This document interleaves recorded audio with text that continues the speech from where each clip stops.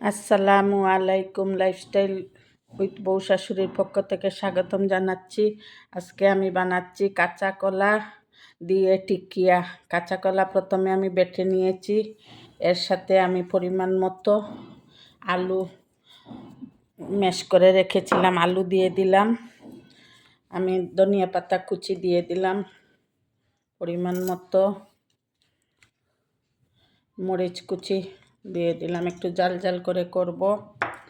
আর এইখানে আছে হলুদের গুঁড়ো, মরিচের গুঁড়ো, ধনিয়ার গুঁড়ো, জিরার গুঁড়ো, গরম মশলার গুঁড়ো দিয়ে দিলাম।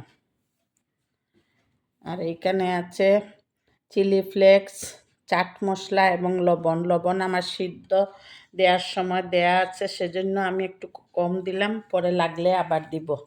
এখন আমি সব একসাথে মিশিয়ে নিব।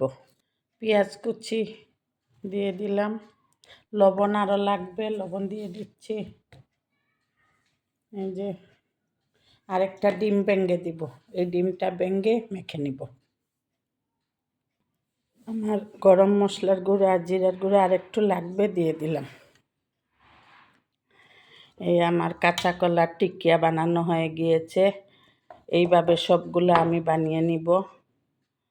আপনারা যদি এইভাবে না খেয়ে থাকেন কাঁচা কলা দিয়ে টিকিয়া, তাহলে একবার বানিয়ে খেয়ে দেখবেন, আশা করি ভালো লাগবে।